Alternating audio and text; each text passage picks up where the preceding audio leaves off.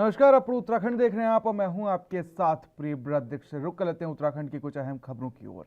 आपको बता दें कि सीएम पुष्कर सिंह धामी ने शुक्रवार को मुख्यमंत्री आवास में हेस्को और आईसीआईसीआई फाउंडेशन के माध्यम से राज्य के 6 पर्वतीय जनपदों के गांवों में निर्मित 15 ग्राम सेतुओं का वर्चुअल उद्घाटन किया। उत्तराखंड में 6 जनपदों में इन 15 पुलों का निर्माण किया गया है और इस अवसर पर नीति आयोग के उपाध्यक्ष डॉक्टर राजीव कुमार, हेस्को ने संस्थापक और पद्मभूषण से सम्मानित doctor Anil Prakash Joshi, ICICI foundation के अध्यक्ष सौरभ सिंह भी मौजूद रहे। इस मौके पर सीएम धामी ने कहा कि पहाड़ी क्षेत्रों में नदी नाले हैं जिनके चारों तरफ गांव बसे हैं। जब इन नदियों और गाद गदेरों को पार करना पड़ता है तो एक बहुत बड़ा संकट भी होता है। मानसून अवधि में पहाड़ में जनजीवन बहुत प्रभावित होता है। पर्वतीय क्षेत्रों में लोगों के जनजीवन को समन्वय करने की दिशा में हेस्को ने आईसीआईसीआई फाउंडेशन के साथ मिलकर सराहनीय पहल की है। इनके सहयोग से पर्वतीय जनपदों में 15 पुलों का निर्माण हुआ है जिसमें 64 गांव जुड़े हैं। मुख्यमंत्री ने कहा कि इस तरह के कार्य व्यापक स्तर पर होने चाहिए। उत्तराखंड के समग्र विकास के लिए सामाजिक संगठन और संस्थाएं अहम भूमिका निभा सकते हैं।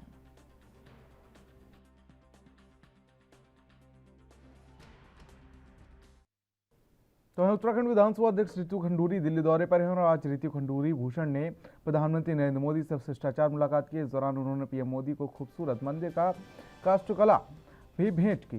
साथ ही आपको बता दें कि महत्वपूर्ण मुद्दों पर भी चर्चा हुई। इस दौरान आपको बता दें कि दरअसल विधानसभा अध्यक्ष रितु खंडूरी भूषण ने अपने ट्विटर हैंडल पर कुछ तस्वीरें शेयर की हैं जिसमें उन्होंने लिखा कि दिल्ली प्रवास के दौरान आज प्रधानमंत्री आवास पर प्रधानमंत्री नरेंद्र मोदी से शिष्टाचार भेंट की, जहां उनका मार्गदर्शन और आशीर्वाद प्राप्त किया। बताया जा रहा कि रितु खंडूरी ने प्रधानमंत्री नरेंद्र मोदी से कई मुद्दों पर चर्चा भी की। साथ ही आपको बता दें कि उत्तराखंड के इतिहास में पहली बार विधानसभा में पहली महिला अध्यक्ष बनी है। रितु खंडूरी ने प्रदेश की पहली महिला विधानसभा अध्यक्ष हैं।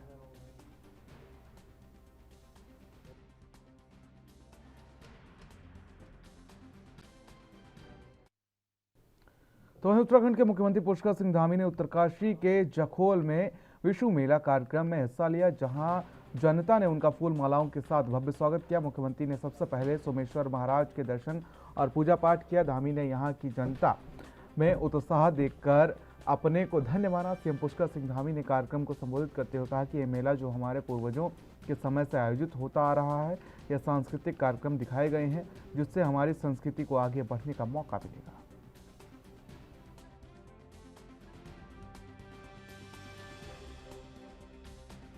अपनी पुरानी स्थानीय वेशभूषा में रासो, तांती, कप्पा और सोमेश्वर महादेव नृत्य के साथ रासो कार्यक्रम किया जाना अपने आप में एक अद्भुत एवं विशेष संस्कृति का परिचायक है। जो हमारी श्रवाई जौनसार की संस्कृति है उसको जीवंत करने का और पुरानी संस्कृति को पीढ़ी दर पीढ़ी आगे बढ़ाने के लिए हमारे इस मेले का महत्व अपने आप में कई गुना बढ़ जाता है। भाइयों बहनों, आज मैं यहाँ आकर अपने आप को धन्य महसूस कर रहा हूँ। मैं सबसे पहले तो आप सबकी इतनी बड़ी विशाल संख्या यहाँ पर देखकर मैं बिल्कुल मुझे ये अद्भुत दृश्य लग रहा है और अभिभूत हूँ। जो चारधाम यात्रा है हमारी, पिछले 2 सालों से चारधाम यात्रा कम हो पाई है। महामारी के कारण देश विदेश के जो लोग हमेशा बड़ी संख्या में आते थे, थोड़ी कम संख्या में आए। इस बार मैंने हरिद्वार में पूछा है, मैंने श्रीनगर में पूछा है, मैंने चमोली में पूछा है, मैंने टिहरी के होटलों में पूछा है, मैंने ऋषिकेश के होटलों में, देहरादून के होटलों में, उधर नैनीताल के होटलों में, सब जगह जहां भी मैंने पूछा, अभी से अगले 2 महीने की पूरी बुकिंग हो गई है कई होटलों में। तो इसका तात्पर्य यह है कि इस बार हमारी जो यात्रा है वो पिछले कई सालों के सारे कीर्तिमान तोड़ने वाली है। मान, सम्मान और स्वाभिमान पूरी दुनिया के अंदर मोदी जी के नेतृत्व में पूरी दुनिया में बढ़ रहा है। आप देखिए, हिंदुस्तान की पहचान बढ़ रही है। आज आत्मनिर्भर भारत बन रहा है। आज हर क्षेत्र में हमारे देश का एक उसकी शक्ति की चारों तरफ जो है मैं कहूं कि स्वीकारती हो रही है। आज मोदी जी दुनिया के किसी देश में चले जाए, आज मोदी जी को सारे के सारे देश स्वीकार। तो वहीं उत्तराखंड के मुख्यमंत्री पुष्कर सिंह धामी देहरादून में पत्रकारों से रूबरू हुए। इस दौरान उन्होंने मुस्लिम यूनिवर्सिटी मामले पर कांग्रेस के बयान का जवाब दिया है। साथ ही बिजली संकट को लेकर सीएम ने आश्वासन दिया कि प्रदेश में बिजली संकट पर पार पाने के लिए जरूरी इंतजाम किए जा रहे हैं। नहीं, ये तो उसी समय उनको जांच करवानी चाहिए थी और जांच जैसे कोई विषय नहीं है। कांग्रेस का ये प्रेम किसी से छुपा हुआ नहीं है। तुष्टीकरण करना उनकी कोई नई बात नहीं है और देश की आज़ादी से लेकर अभी तक तुष्टीकरण ही करते रहे हैं। उस समय लोगों ने देखा है कि भाई वो किन चीज़ों को बढ़ावा देते हैं, कौन से काम करते हैं। और मुस्लिम यूनिवर्सिटी वाली बाबा केदार के अनन्य भक्त हैं, उन्होंने वहाँ पर पुनर्निर्माण का 400 करोड़ का जो काम है उनके निर्देशन में और उनके देखरेख में हो रहा है। इसी प्रकार से बद्रीनाथ जी का भी काम शुरू हो गया है। तो वो केदारनाथ बाबा में आए थे और चूँकि हर बार आते हैं, पिछली बार जब कोरोना महामारी के बाद उनके लगातार कार्यक्रम रहे हैं। बिजली संकट में जिस तरीके से उन्होंने कुछ फीडबैक लिया है कि कई जगह पर रोस्टिंग, हाँ, उसको लेकर हम लोगों ने बीच में उसकी समीक्षा की है। तो वहीं उत्तराखंड कांग्रेस में पिछले कई दिनों से लगातार चल रहे घमासान को लेकर आज देहरादून में बीजेपी प्रदेश अध्यक्ष मदन कौशिक ने पत्रकारों से बातचीत की है और हरीश धामी द्वारा मुख्यमंत्री पुष्कर सिंह धामी के लिए सीट छोड़ने को लेकर कहा कि उनकी तरफ से अभी तक कोई भी प्रस्ताव नहीं आया। साथ ही साथ कांग्रेस को घेरते हुए कहा कि वो कांग्रेस के लोग जनता की बजाय पद प्रतिष्ठा पर ज्यादा लड़ाई झगड़ा करते हैं। पिछले 5 साल में भी हाउस के अंदर बाहर संगठन यही उनका रवैया, वो जनता को जोड़कर कार्य नहीं करते। कर्मकार्य बोर्ड को लेकर हुए भ्रष्टाचार के मामले को लेकर कहा कि इस प्रकार का विषय अंतिम छोर तक जांच की जाएगी। चल रहा है कि हम लोग जब दिल्ली बैठे थे तो वहाँ इस प्रकार की चर्चा आई थी कि संगठन की दृष्टि से कुछ जिलों को बढ़ाने की आवश्यकता है, खासतौर पर जो बड़े जिले हैं जहाँ विधानसभाएं 5 या उससे ज़्यादा है। तो इस प्रकार का एक होमवर्क हम लोग। तो वहीं कांग्रेस में चल रहे भारी कोलाहल और विधायकों की बगावती तेवरों के बाद आपको बता दें कि पूर्व मुख्यमंत्री हरीश रावत का एक बयान सामने आया है।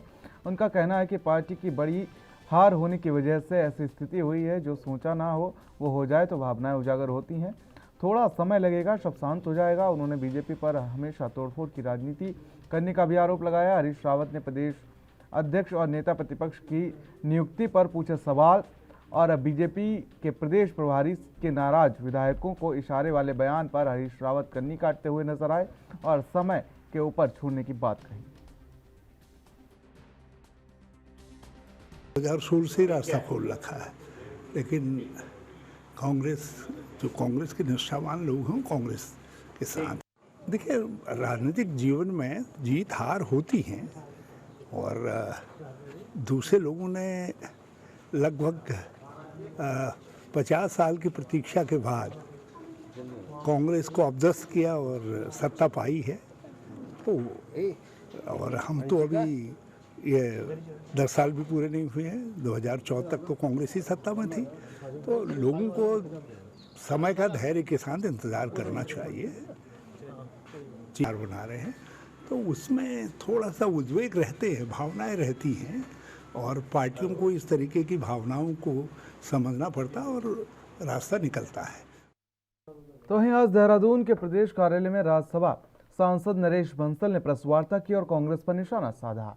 साथ ही आपको बता दें कि उन्होंने कांग्रेस पर भारत रत्न भीमराव अंबेडकर के संघर्षों को लेकर कांग्रेस पर उपेक्षा करने का आरोप लगाया है। बंसल ने बताया कि मोदी की सरकार आने के बाद आपको बता दें कि सभी SC, ST, OBC वर्गों का विकास हुआ है। तो वहीं आपको बता दें कि उन्होंने कहा कि सरकार महत्वपूर्ण काम कर रही है। आज़ादी के बाद बाबा साहब का मूल्यांकन ठीक से नहीं किया गया। कांग्रेस ने हमेशा उनकी उपेक्षा करने का कार्य किया है। कांग्रेस ने डॉक्टर अंबेडकर को पार्लियामेंट में जाने से रोकने का कार्य किया है। नेहरू जी नहीं चाहते थे कि डॉक्टर अंबेडकर विधानसभा में जाए।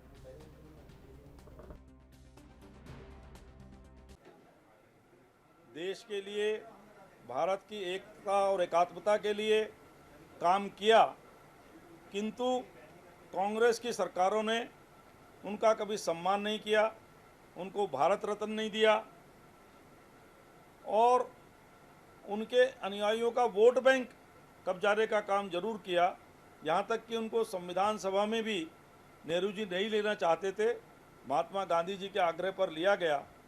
उनको पार्लियामेंट न पहुँचे, उसके लिए हराने के लिए रास्ते में सारे रोड़े अटकाए गए। जोगिंदर नाथ मंडल ने सीट खाली की, उस पर गए, फिर वो पाकिस्तान में क्षेत्र चला गया, फिर दूसरी सीट खाली हुई, फिर उससे गए। कांग्रेस ने उनको स्थान स्थान पर अपमानित करने का काम किया। बाबा साहब भारत विभाजन के विरोधी थे, वो 370 भी लगाने के विरोधी थे। नेहरू जी ने उनकी नहीं सुनी, 370 लगाई। भारत विभाजन में भी उनका कहना था कि भारत का धर्म के नाम पर बंटवारा नहीं होना चाहिए, किंतु यदि बंटवारा हो रहा है तो फिर पूरी तरह से मुस्लिम आबादी उधर जाए और हिंदू आबादी इधर आए। वो नहीं माना गया। परिणाम क्या हुआ कि जब विभाजन हुआ तो 23% हिंदू जो वहाँ रह गए थे, वो 60 सालों के अंदर सब प्रकार से अपमानित होकर उनके साथ, उनकी बहन बेटियों के साथ जो दुर्व्यवहार हुआ है और उनका कन्वर्जन हुआ है, इस सब के शिकार होते हुए आज 1-1.5% रह गए। मोदी जी। तो वहीं खबर उत्तराखंड के चमोली से है, जहां अपने भ्रमण कार्यक्रम के तहत धामी कैबिनेट के मंत्री चंदन रामदास ग्वालदम होते हुए थराली पहुंचे, जहां बीजेपी कार्यकर्ताओं ने परिवहन और समाज कल्याण मंत्री चंदन रामदास का गर्मजोशी से स्वागत किया। कैबिनेट मंत्री चंदन रामदास ने धामी कैबिनेट में महत्वपूर्ण मंत्रालय का जिम्मा मिलने पर मुख्यमंत्री पुष्कर सिंह धामी का आभार जताया और विधानसभा चुनाव में बीजेपी की दमदार जीत के पीछे पुष्कर सिंह धामी ने 6 माह के अल्पकाल में किए गए विकास कार्यों, किसान सम्मान निधि और मुफ्त राशन योजना के महत्वपूर्ण योजना बताया। उन्होंने कहा कि विधानसभा बागेश्वर की जनता ने उन्हें बहुत प्यार दिया है और स्नेह दिया है, जिसका नतीजा है कि वे लगातार चौथी बार बागेश्वर विधानसभा से विधायक चुने गए हैं। उन्होंने कहा कि इस बार वे बीमार थे, बावजूद इसके कार्यकर्ताओं की मेहनत, प्रचार प्रसार और जनता के जनादेश ने उन्हें फिर से सेवा का मौका दिया है।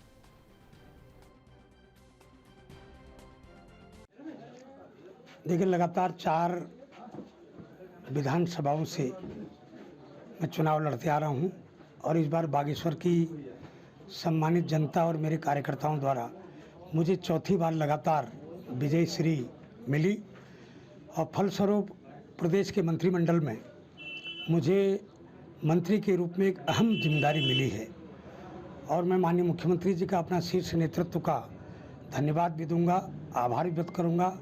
और आज चूँकि चमोली का मेरा भ्रमण कार्यक्रम है, इसलिए ग्वालदम, तलवाड़ी और थराली में मेरे कार्यकर्ताओं द्वारा, देवतुल्य कार्यकर्ताओं द्वारा मेरा अभिनंदन, नागरिक अभिनंदन किया गया।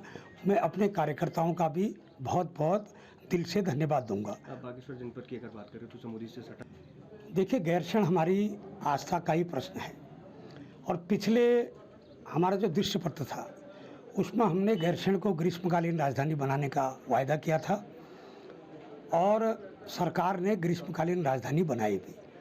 और मेरा मानना है कि गैरसैंण को और विकसित करने की आवश्यकता है और वहाँ इंफ्रास्ट्रक्चर डेवलप करने की आवश्यकता है और हम वहाँ शिक्षा, स्वास्थ्य से जब तक गैरसैंण को परिपूर्ण नहीं करेंगे तब तक स्थायी राजधानी के लिए मार्ग प्रशस्त नहीं होगा। मगर आने वाले समय में गैरसैंण का भविष्य भी है और हम लोगों की इच्छा भी है कि गैरसैंण को पूर्ण दर्जा मिले। इन दिनों फिर कांग्रेस, देखिए, कांग्रेस का ये आंतरिक मामला है। कांग्रेस का चुनाव के बाद झगड़ा ही होता है, चुनाव से पहले भी हुआ था, चुनाव के बाद भी हुआ था। ये उनका व्यक्तिगत मामला है, इस मामले में कुछ नहीं कहूँगा। मगर आज की तारीख।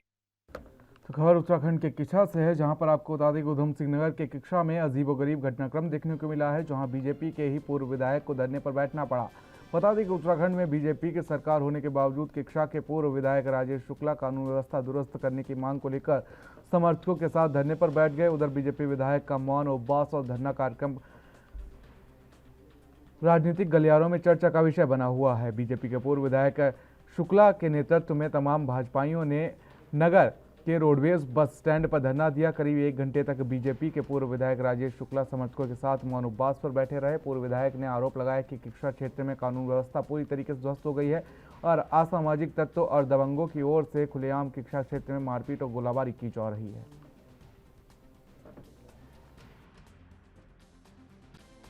उन लोगों ने परसों रात के 10 बजे एक आपस में एक दूसरे अपराधी के घर पे जाकर उन्होंने गोली चलाई। उसमें उन्होंने मुकदमा भी लिखाया है मनदीप गोराया ने गोली चलाई है, जो खुद आपराधिक इतिहास के व्यक्ति हैं, और उन्होंने चलाया है विपिन ठाकुर के घर पे जाकर आवास विकास में, और तमाम उसमें छेद हो गए, दीवारों में इतनी गोलियां मारी। तो ये कोई मामूली बात नहीं है। कक्षा में इस तरह का कोई वातावरण कभी नहीं रहा। 10 साल से हम लोग यहाँ विधायक पक्ष के भी थे, सत्ता पक्ष के भी थे, लेकिन कभी इस तरह का वातावरण नहीं बनने दिया गया।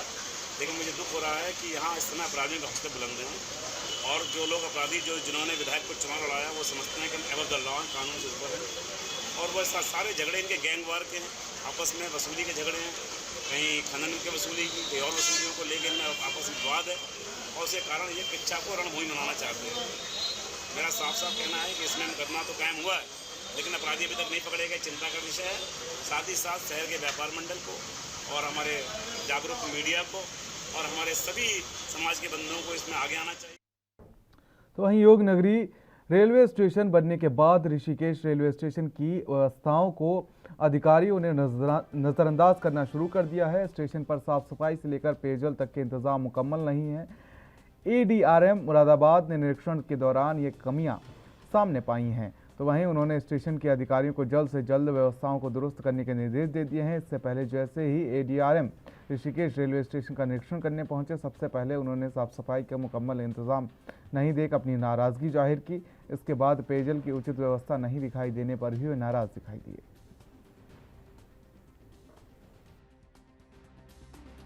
थोड़ी साफ़ सफाई में कमी है, उसके लिए हमने दिशा निर्देश दे दिए हैं। बाकी सेफ्टी रिलेटेड जो इनकी चीज़ें थी वो ठीक इनकी हैं, और अपने इक्विपमेंट भी है थोड़े से अपना ठीक मेंटेन किए हुए हैं। और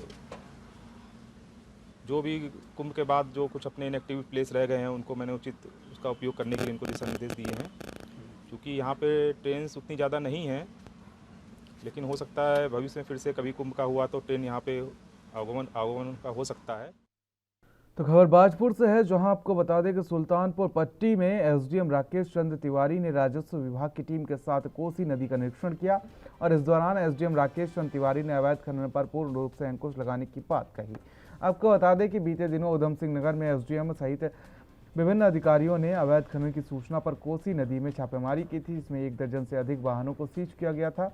वहीं बाजपुर SDM राकेश तिवारी ने सुल्तानपुर पट्टी के कोसी नदी में औचक निरीक्षण किया, जहाँ SDM को खनन कार्य नहीं होता मिला। इस दौरान SDM ने कहा कि अवैध खनन पर रोक लगाने के लिए औचक निरीक्षण किया गया है। उन्होंने कहा कि जहां अवैध खनन हुआ है वहां की पैमाइश के लिए टीम को निर्देश दे दिए गए हैं, जिसके बाद खेत स्वामियों पर चालानी कार्रवाई की जाएगी।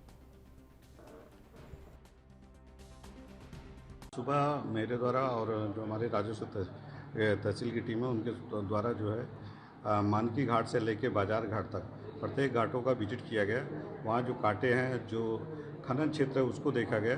हालांकि आज जो है खनन का कार्य बंद था, लेकिन कई जगह ये अवैध रूप से जो खनन किए गए उन क्षेत्रों का भ्रमण किया गया। तो हमने राजस्व की टीम को निर्देशित किया है कि जिन खेतों में खनन किया गया है उनकी नापजोख करें। तो वहीं लालकुआं तराई पूर्वी डोली रेंज में वन विभाग की टीम ने पिछले 3 महीनों से अवैध खनन और लकड़ी तस्करों के खिलाफ बड़ी कार्रवाई करते हुए 1 दर्जन से अधिक वाहनों को सीज कर उनसे 2.5 लाख से अधिक का जुर्माना वसूल किया है। वहीं वन विभाग की इस कार्रवाई से तस्करों में हड़कंप मचा हुआ है। बता दें कि तराई पूर्वी डोली रेंज के वन क्षेत्राधिकारी अनिल जोशी के नेतृत्व में वन विभाग की टीम लगातार अवैध खनन और लकड़ी तस्करी के खिलाफ कार्रवाई करते हुए नजर आ रही है। वन विभाग की टीम ने पिछले 3 महीनों में 1 दर्जन से अधिक वाहनों को सीज कर उनसे 2.5 लाख का जुर्माना वसूल किया है।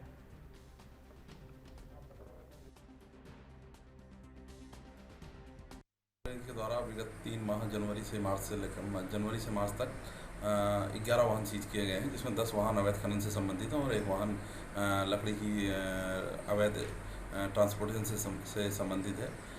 इन वाहनों से लगभग डोली रेंज के द्वारा विगत 3 महीने में लगभग 2.5 लाख रुपया जुर्माना वसूल किया गया है, और वन विभाग के द्वारा सतत रूप से अवैध खनन और लकड़ी के अवैध पातन के संबंध में विशेष रूप से छापामारी की। तो वहीं उधम सिंह नगर जिले के झनकैया में बने मंदिर को वन भूमि बताते हुए अतिक्रमण हटाने के नाम पर वन विभाग ने तोड़ दिया है। तो वहीं मंदिर तोड़ने से नाराज ग्रामीणों ने खटीमा तहसील में प्रदर्शन कर वन विभाग पर गलत तरीके से मंदिर तोड़ने का आरोप लगाया। वहीं ग्रामीणों ने मंदिर को कैनाल की भूमि पर निर्मित बताया है। ग्रामीणों की मांग पर SDM ने जमीन की पैमाइश कराकर कार्रवाई की बात कही है।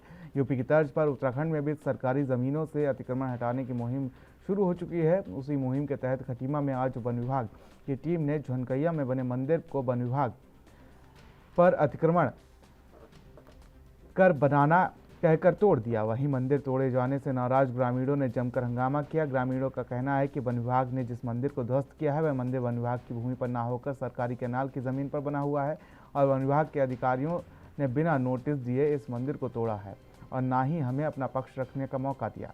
जबकि इस मंदिर के सौंदर्यीकरण के लिए मुख्यमंत्री पुष्कर सिंह धामी ने 1 लाख की सहयोग राशि दी थी। ग्रामीणों ने तहसील में प्रदर्शन करते हुए उप जिलाधिकारी रविंद्र बिष्ट से इस पूरे प्रकरण में दोषी अधिकारियों के खिलाफ कार्रवाई की मांग की है।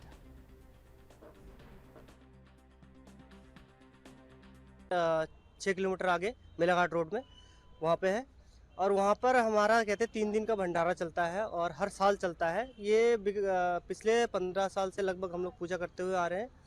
तो उस मंदिर को कहते हैं आज बिना सूचना दिए ही जंगलात वाले तोड़ दिए हैं। तो उसकी मांग लेकर हम यहाँ एसडीएम साहब के पास आए हैं। हम चाहते हैं कि वो जो मंदिर टूटा है वो फिर से बने और हम लोग हर साल पूजा करते हैं वहाँ वही चलते रहे। ये पक्षपात किया गया है और ये सूचना अब ये भी आया है। मैं वन विभाग वालों से जांच करवाऊंगा, उनसे पूछूंगा कि किस तरह ये मंदिर तोड़ा गया है। माननीय कोर्ट का आदेश ये है कि जो भी सरकारी भूमि में कोई भी धार्मिक स्थल हो, चाहे मंदिर हो, मस्जिद हो, गुरुद्वारा हो या चर्च हो, उनको तोड़ने के आदेश है क्योंकि वे सरकारी भूमि पर बने हैं। अगर उसका पालन किया जा रहा है तो सभी ऐसे जो धार्मिक स्थल जो सरकारी भूमि में उनको तोड़ना चाहिए था। नोटिस दिया जाएगा और उनको। तो वहीं लालकुआं पुलिस के हाथ बड़ी कामयाबी लगी है। पुलिस ने चेकपोस्ट से घोड़ा नाला क्षेत्र के लिए जा रहे कुख्यात चरस तस्कर को 1 किलो से अधिक चरस के साथ गिरफ्तार किया है। पकड़े गए तस्कर के खिलाफ एनडीपीएस धाराओं में मुकदमा दर्ज कर जेल भेज दिया गया है। मामले की उक्त जानकारी देते हुए पुलिस क्षेत्र अधिकारी शांतनु पाराशर ने बताया कि कल शाम कोतवाली पुलिस ने मुखबिर की सूचना पर बाहरी क्षेत्र से चरस लाकर लालकुआं के इलाके में उसे रिटेल में बेचने वाले तस्कर मोहम्मद फरमान को संदिग्ध अवस्था में दबोच लिया है। जब उसकी तलाशी ली गई तो उसके पास से 1 किलो से अधिक चरस बरामद की गई। उन्होंने बताया कि पकड़े गए आरोपी के खिलाफ एनडीपीएस की धाराओं में मुकदमा दर्ज कर लिया गया है। बैरियर पे जो हमारी टीम चेकिंग कर रही थी तथा ट्रैफिक ड्यूटी जो कर रही थी उनके द्वारा देखा गया कि एक संदिग्ध व्यक्ति जो कि वर्मा कॉलोनी की तरफ जा रहा था। तो जब उसको रोक के पूछताछ करने की देखी तो उसके पास से 1 किलो कुछ ग्राम चरस प्राप्त हुई है। इस संबंध में तत्काल कार्रवाई करते व्यक्ति को गिरफ्तार कर लिया गया तथा न्यायालय के सामने समक्ष पेश किया जाएगा। इस संबंध में काफ़ी तरफ से हमें सूचना प्राप्त हो रही है तथा तत्काल टीम बना के 112 भी हमारी इसमें लगी हुई है तथा अन्य टीमें बना के शाम को जो प्लेग्राउंड्स हैं उसमें भी चेकिंग की जा रही है। इस संबंध में जहां भी किसी को भी सूचना प्राप्त हुई तो जो नशा संबंधित जो हमारी हेल्पलाइन है तथा 112 के रूप में वो सूचना दे भी सकता है तथा हम कार्रवाई उसमें तत्काल करेंगे।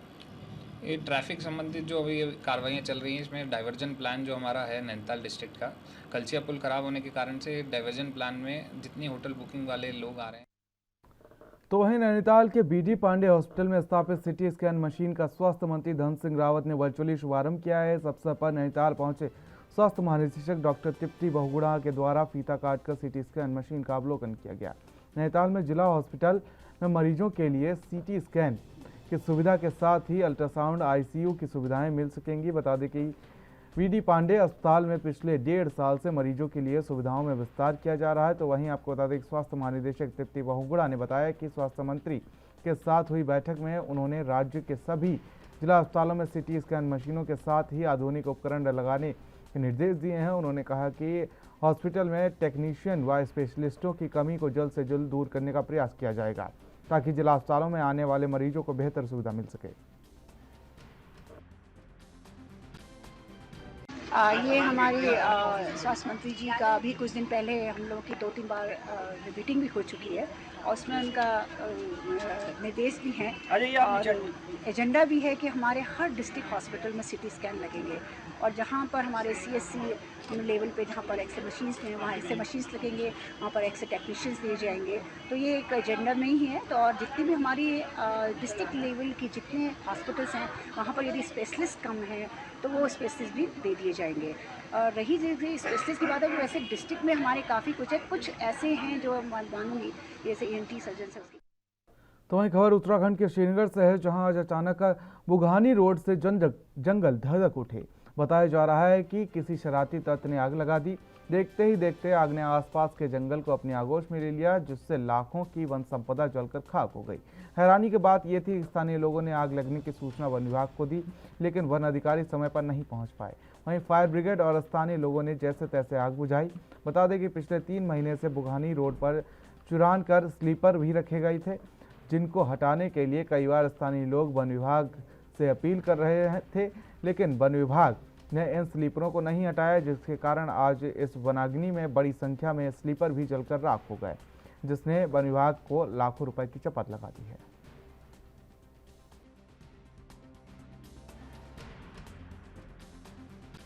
देखिए, आज मेरा देवलगढ़ मंदिर से श्रीनगर की ओर आना हुआ तो मैंने वहाँ पर देखा कि आग बहुत हद तक आग ने बहुत लाखों करोड़ों का नुकसान वहाँ पर किया है। वहाँ चिरान की लकड़ियाँ जो स्लीपर वहाँ पर थे वो बुरी तरीके से जल चुके थे। जितना भी कोशिश की मैंने, कुछ लड़के यहाँ पर जो दौड़ मारने आते हैं, फौज की तैयारी कर रहे हैं, उनसे मेरा आग्रह किया गया। उन सभी साथियों ने, युवा साथियों ने मिलकर मेरे साथ जितनी हद तक हो सके आग बुझाई और तत्काल मेरे द्वारा एसडीएम श्रीनगर को ये सूचना दी गई कि यहाँ पर आग लगी है, तो उन्होंने वहाँ पर फायर पुलिस को वहाँ पर भेजा और अब वो आग वहाँ पर बुझाई जा चुकी है। मेरा अनुरोध है तमाम विभागों से, संबंधित विभागों से इस तरीके की लापरवाही बिल्कुल भी ना हो और जो भी असामाजिक तत्व हैं जिन्होंने वहाँ पर आग लगाई है उन पर कठोर से कठोर कार्रवाई होनी चाहिए। उनियाल जी, लगभग कितने समय से ये चिरान की लकड़ियां रोड के किनारे पड़ी हैं? देखिए, अमूमन मेरा रास्ता ये जाने का होता है। यहाँ पर मैं पिछले 7-8 महीनों से ये जो स्लीपर यहाँ पर हैं पड़े हुए, ये रखे गए हैं और पहले भी मेरे द्वारा यहाँ पर विभाग को अवगत कराया गया था कि ये लकड़ियाँ यहाँ से शीघ्र यहाँ से हटा दी जाएँ, लेकिन आज विभाग ने। तो अपने उत्तराखंड में फिलहाल मेरे साथ इतना ही। देश और दुनिया की अहम खबरों के लिए बने रहिए एनबी न्यूज़ के साथ। नमस्कार।